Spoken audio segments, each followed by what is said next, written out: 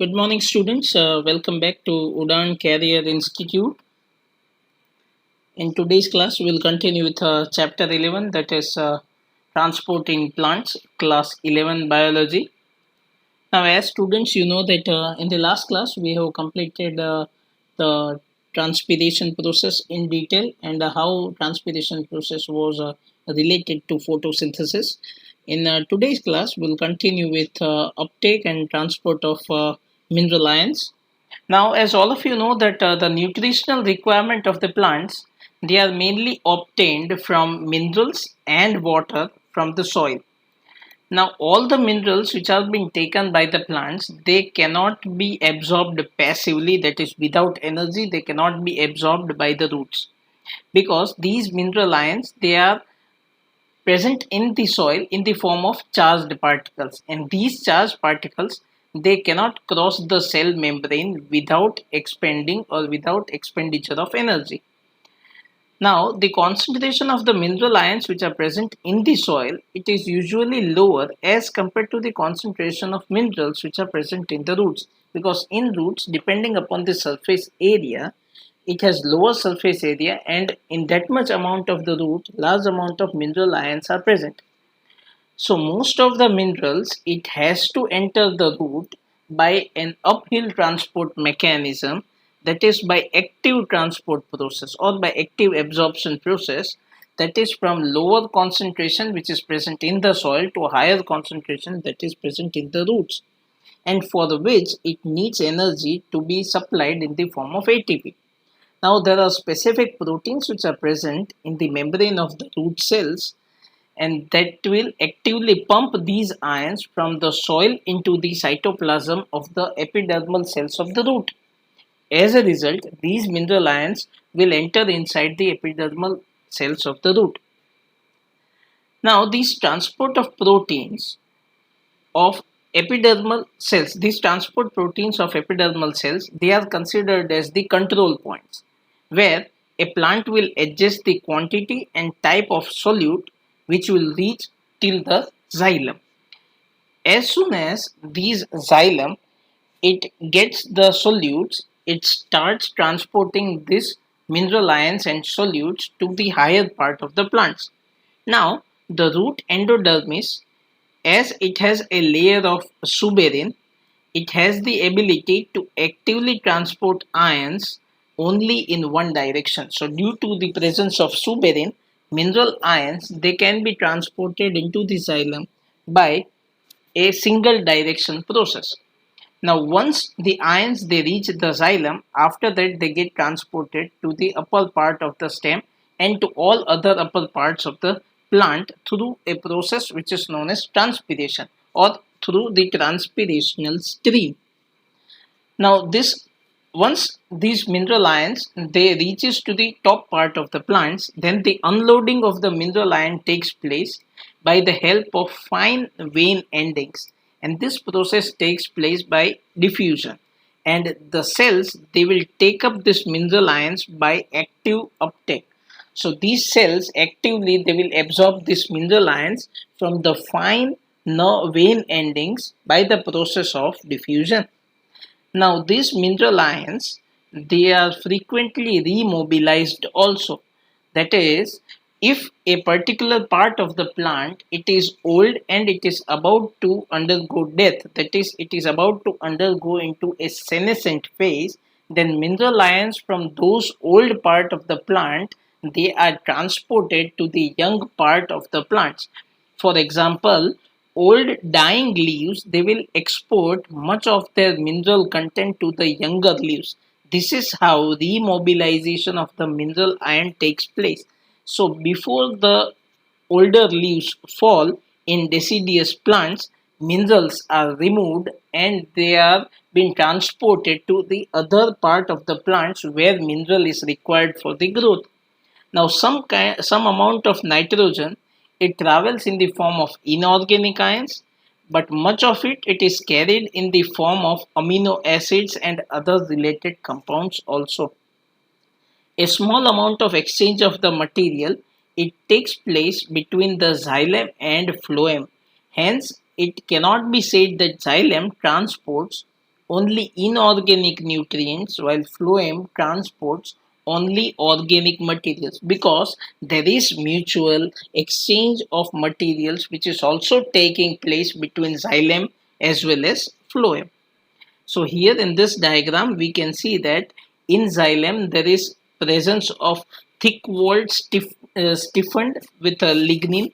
There are no end walls, and there is a unidirectional one-way transport of water and minerals. Whereas in case of phloem, there is transport of water and food which is taking place, and it is a two-way flow, that is bidirectional or multidirectional transport. And cells, they have end walls with perforations.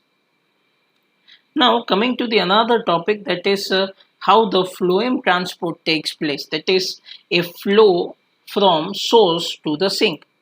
Now phloem, as we know, that it is mainly associated with the transport of food substances. Now sucrose is basically synthesized during photosynthesis. It is transported by the phloem from source to the sink. Now what is source and what is sink? Now source is a place in which the synthesis of the food is taking place. That is, the leaf is considered as source, and sink is the that part of the plant which stores food or which needs food. So every other part of the plant can be considered as specifically the sink. Since the source and sink relationship is variable, that's why the direction of movement in the phloem, it can be upwards or it can be downwards, that is, it can be bidirectional. Whereas in case of xylem, the movement is always unidirectional, that is upwards. Now food, in case of phloem sap, it can be transported in any direction. Now this phloem sap, it transports water and sucrose, but other sugars, hormones, amino acids, they are also transported, or they are also translocated with the help of phloem. So phloem not only transports water and sucrose, but apart from that, it also transports other sugars, hormones, amino acids, so they are also necessary for the growth of the plants. Now coming to the pressure flow or mass flow hypothesis. Now pressure flow hypothesis or mass flow hypothesis, it is one of the accepted mechanism which is used for the translocation of sugar from source to the sink. As glucose is prepared at the source and it gets converted into sucrose, which then it is moved in the form of sucrose into the companion cells and then into the living phloem sieve tube cells by the active transport process. Now water which is present in the adjacent xylem, it starts moving into the phloem by the process of osmosis. Now as water enter inside the phloem, an osmotic pressure, it increases in the phloem sap, and as a result this phloem sap will start moving to areas where there is lower pressure, and the sink osmotic pressure, it must be reduced by this movement. Now active transport, it moves the sucrose out of the phloem sac, and this sucrose, it moves into the cells which will use the sugar and it will convert it into energy, starch or cellulose. Now as sugars are removed from the phloem sac, the osmotic pressure once again it decreases, and as a result water moves out of the phloem.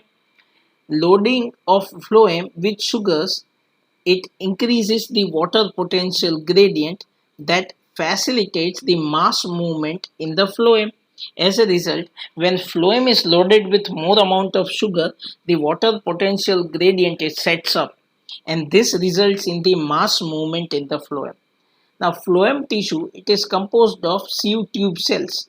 They are in the form of long columns with holes in their end walls which are known as sieve plates. Now cytoplasmic strands, they pass through the holes in the sieve plates. As a result, it forms a continuous filament.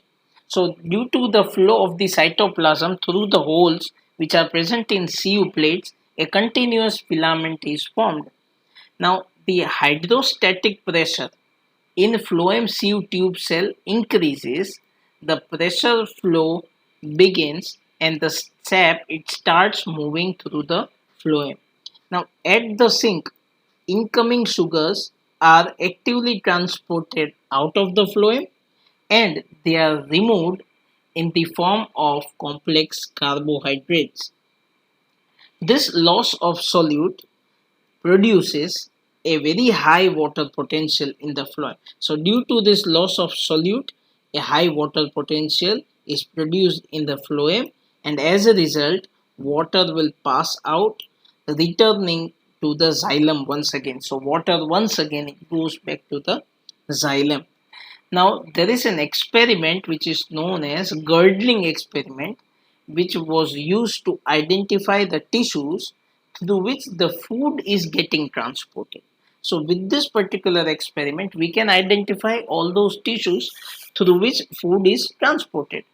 Now, in this experiment, on the trunk of tree, if we consider a trunk of tree, a ring of bark is made up to the depth of phloem layer. So a ring is being formed up to a depth of phloem layer, and it should be carefully removed. So if you see the diagram here, we can see that this is the center part of the bark, which is known as girdle. So here a ring part of the bark up to the phloem layer has been removed. Now in the absence of basically in the absence of downward movement of food, the portion of the bark above the ring on the stem it gets swollen after few weeks. So if you see after few weeks, the end part of the bark, if you see the in the absence of downward movement, the end portion of the bark that is above the ring. So the above portion of the ring it gets swollen up because of the accumulation of the materials or because of the accumulation of the food. Now because of this experiment we can clearly see that phloem is the tissue which is responsible for the translocation of food, and that transport takes place in one direction, that is towards the roots, because here the swelling takes place in the upper part of the girdle where the accumulation of food material is taking place. So this girdling experiment was used to identify the tissue through which the food is basically getting transported. So in the next class we will start with another chapter. Thank you very much.